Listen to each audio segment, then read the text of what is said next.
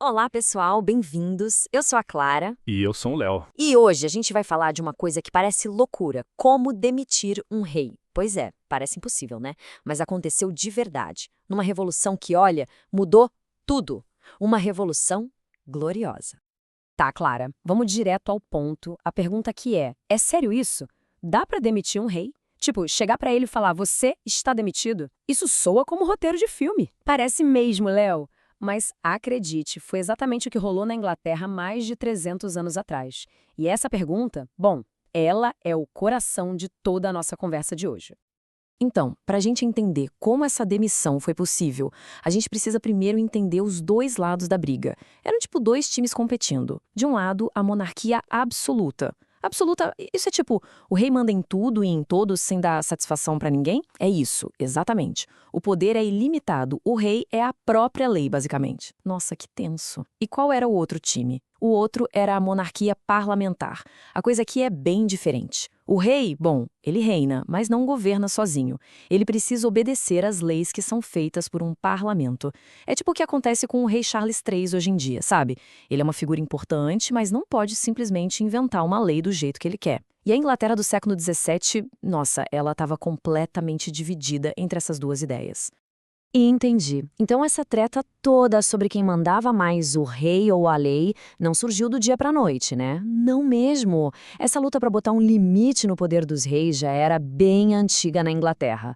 Pensa numa panela de pressão. Ela já estava apitando fazia muito, muito tempo. A primeira vez que tentaram de verdade colocar um freio no rei foi lá atrás, em 1215, com um documento chamado Magna Carta. Foi, sei lá, tipo, os primeiros termos e condições de uso que a nobreza obrigou um rei a aceitar. Haha, termos e condições, adorei.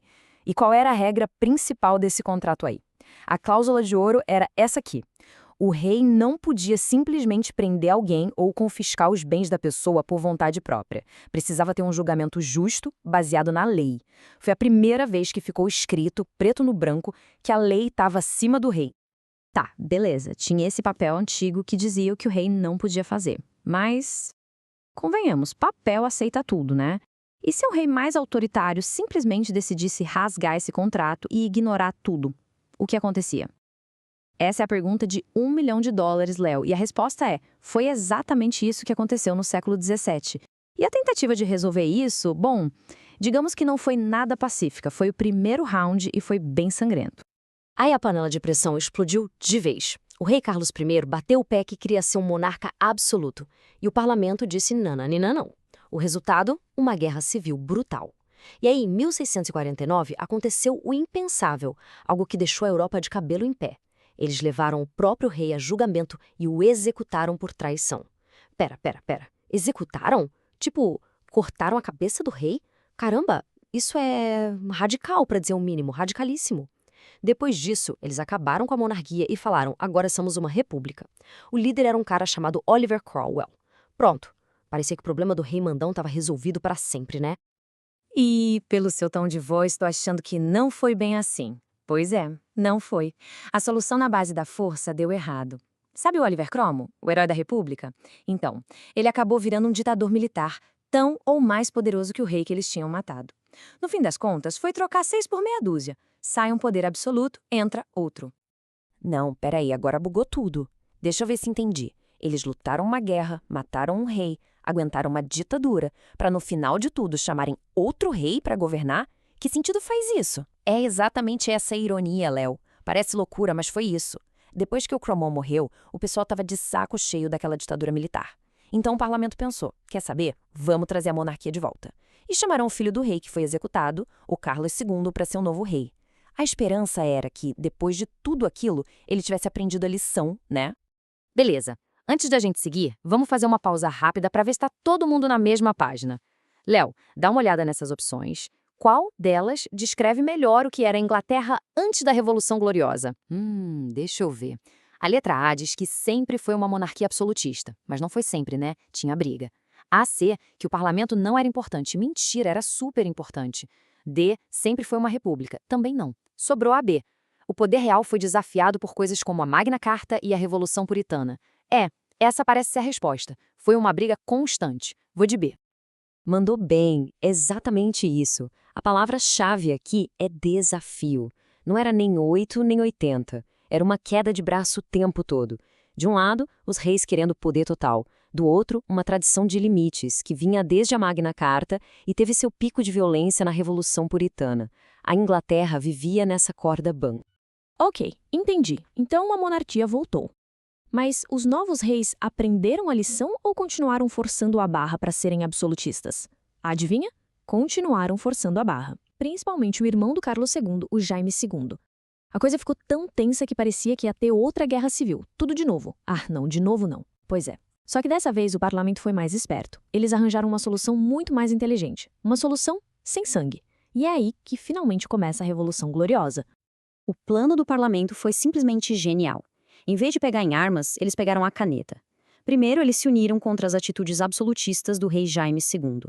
Segundo, eles mandaram uma carta. Um convite. Um convite para quem? Para o príncipe da Holanda, Guilherme de Orange, que era casado com a Maria, a filha do rei. O convite era basicamente: e aí, Guilherme, não quer vir aqui para a Inglaterra com seu exército e assumir o trono? Quê? Eles chamaram um cara de fora para dar um golpe? Que loucura! Exato. E o Guilherme foi. Quando ele chegou com as tropas, o rei Jaime II viu que estava sozinho, que ninguém ia lutar por ele, e simplesmente fugiu. Sem uma única grande batalha. Por isso, gloriosa. Mas a parte mais importante vem agora. O parlamento virou para o Guilherme e a Maria e disse: ok, a coroa é de vocês, mas antes vocês precisam assinar aqui o nosso novo conjunto de regras. E esse novo contrato era a famosa Declaração de Direitos, ou Bill of Rights. E a regra de ouro tá aí na tela: o rei está proibido de suspender leis ou criar novas leis sem o consentimento do parlamento. Ponto final. Ah, então esse foi o checkmate. Acabou a briga. O parlamento finalmente venceu a queda de braço. Exatamente. Foi a vitória definitiva. A partir daquele momento, ficou estabelecido de uma vez por todas: na Inglaterra, a lei, feita pelo parlamento, está acima do rei. E o que aconteceu ali foi muito maior do que só trocar um rei por outro. Foi um momento em que nasceu, na prática, uma ideia que ia mudar o mundo: o liberalismo. Liberalismo. A gente ouve muito essa palavra, mas o que ela significa na real? Na essência, o liberalismo é a ideia de que o governo não pode ter poder absoluto sobre as pessoas. O poder do Estado tem que ser limitado por leis, justamente para proteger as liberdades de cada um. Liberdade de expressão, direito à propriedade, liberdade de ir e vir. A base de quase todas as democracias que a gente conhece hoje vem daí. Certo, a história política é incrível. Mudaram o governo, nasceu o liberalismo, mas na prática, no dia a dia das pessoas, o que mudou? Por que isso é tão importante? Ah, essa é a melhor parte, porque essa mudança política não ficou só na política. Ela destravou uma outra revolução, uma que mudou a forma como a humanidade inteira vive, produz e trabalha: a Revolução Industrial. E uma coisa está totalmente ligada à outra. Pensa assim: a Revolução Gloriosa criou a receita perfeita para a inovação. O primeiro ingrediente: estabilidade política. Chega de guerra civil para decidir quem manda. Agora as regras do jogo estavam claras. Isso já ajuda, né? Ninguém investe no meio do caos. Exato. Segundo ingrediente, talvez o principal: proteção da propriedade privada e dos direitos. As pessoas passaram a ter a garantia de que ninguém, nem mesmo o rei, podia simplesmente tomar suas terras, suas invenções ou seu dinheiro. Ah, isso muda tudo, dá uma segurança gigantesca para quem quer empreender, criar alguma coisa. Totalmente. E para completar a receita, eles ainda criaram o Banco da Inglaterra para financiar os grandes projetos e botaram ordem na economia com uma moeda estável. Pronto, o ambiente estava perfeito. No fundo, a lógica é muito simples, mas poderosa. A liberdade política criou confiança econômica. Faz todo sentido.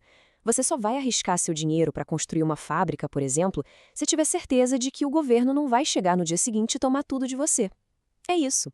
A segurança de que as regras não iam mudar e de que seus direitos seriam respeitados foi o combustível que faltava. E com esse combustível, a Inglaterra virou o lugar ideal para o que viria a seguir. E foi ali, já no século XVIII, que a Revolução Industrial explodiu.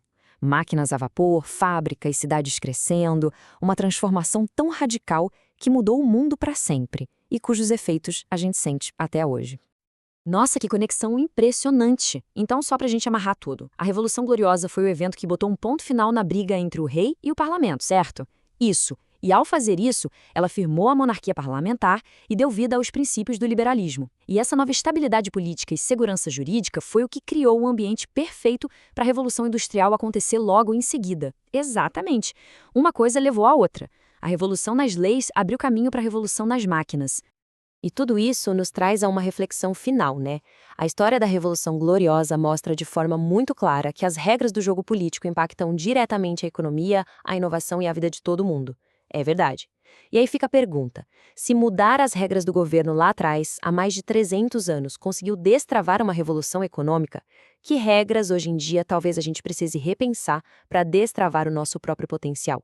Fica aí a provocação. É isso aí, obrigado por acompanharem a gente nessa jornada, até a próxima.